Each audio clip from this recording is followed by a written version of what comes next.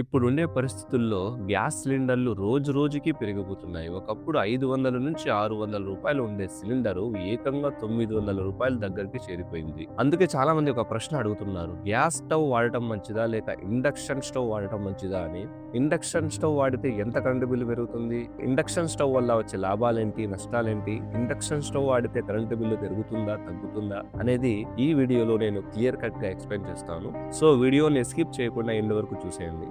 Hello guys, అందరికీ నమస్కారము. ముందుగా గ్యాస్ సిలిండర్ గురించి మాట్లాడుకుందాము. ఇప్పటికీ సుమారు 900 రూపాయల దగ్గర సిలిండర్ మార్కెట్లో దొరుకుతుంది. ఒక సగటు ఫ్యామిలీకి సిలిండర్ సుమారు 30 రోజులు వస్తుంది. అంటే రోజుకి ఖర్చు 900/30 రూపీస్ వేసుకుంటే కూడా 30 రూపాయలు అనేది మనము ఖర్చు పెడుతున్నాము. అంటే మనం రోజుకు వంట చేసేందుకు 30 రూపాయలు ఖర్చు అవుతున్నాయి అన్నమాట. సో ఇది కూడా కొన్నిసార్లు పెరుగుతుంది, తగ్గుతుంది. ఇండక్షన్ స్టవ్ గురించి మాట్లాడితే ఇండక్షన్ స్టవ్ పవర్ 2000 వాట్స్ ఉంటుంది. అంటే 2 కిలో వాట్స్. ఫర్ సపోజ్ మనం రోజుకు ఒక గంట వంట చేస్తే అప్పుడు ఉపయోగించే current 2 kilo watt into 1 hour is equals to 2 units అన్నమాట. ఇప్పుడు మన రాష్ట్రంలో ఒక యూనిట్ ధర సుమారు 6 రూపాయల నుండి 7 రూపాయల వరకు ఉంటుంది. అంటే 2 యూనిట్ల ధర 14 రూపాయలు. మనకు ఇండక్షన్ స్టవ్ పైన 14 రూపాయలు మాత్రమే ఖర్చు అవుతుంది.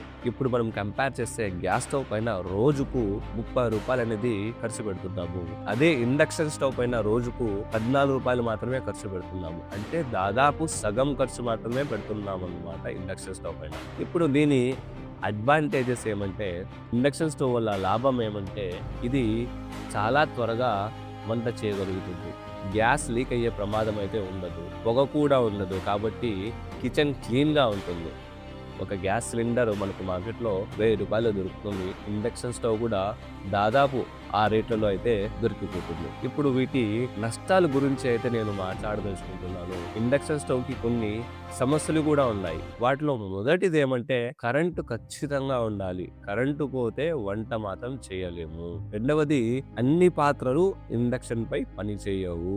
ఇప్పుడు మనం అనుకుంటాము ఇండక్షన్ స్టవ్ తీసుకున్న తర్వాత అన్ని పాత్రలు పెట్టి మనము వంట చేయగలుగుతాము అని. అది మాత్రము పాసిబుల్ కాదు. ఇంకోటి ఏమంటే ఎక్కువ పవర్ తీసుకుంటుంది. ఎందుకంటే దీని పవర్ వాట్స్ ఎక్కువ కాబట్టి ఇది ఎక్కువ పవర్ తీసుకుంటుంది. బట్ కంపారిటివ్లీ మనకి గ్యాస్ సిలిండర్ పైన ఇండక్షన్ స్టవ్ పైన చాలా డిఫరెన్స్ ఉంది. హాఫ్ ఆఫ్ ద మనీ మనం అయితే సేవ్ చేసుకోవచ్చు. బట్ నా ప్రాక్టికల్ సజెషన్ ఏమంటే గ్యాస్ స్టవ్ ని వాడండి, ఇండక్షన్ స్టవ్ ని వాడండి. ఎందుకంటే కరెంటు ఉన్నప్పుడైతే ఇండక్షన్ స్టవ్ వాడడం మంచిది, కరెంటు పోయినప్పుడు గ్యాస్ స్టవ్ ని వాడడం మంచిది. ఇప్పుడు నేను మీకు కన్క్లూజన్ గా చెప్పడం ఏమంటే, ఖర్చు పరంగా చూస్తే ఇండక్షన్ స్టవ్ కొంచెం చౌకగా ఉంటుంది, కొంచెం మనకు కలిసి వస్తుంది. అదే ప్రాక్టికల్ గా చూస్తే గ్యాస్ స్టవ్ కూడా అవసరము. అందుకే రెండు ఉంటేనే బెస్ట్. ఈ వీడియో కనుక మీకు నచ్చినట్టయితే తప్పకుండా లైక్ చేయండి, మీ ఫ్రెండ్స్ కి షేర్ చేయండి. And electricity, power savings, electrical awareness videos కోసం మా ఛానల్ ని సబ్స్క్రైబ్ చేసుకోండి. Thank you very much.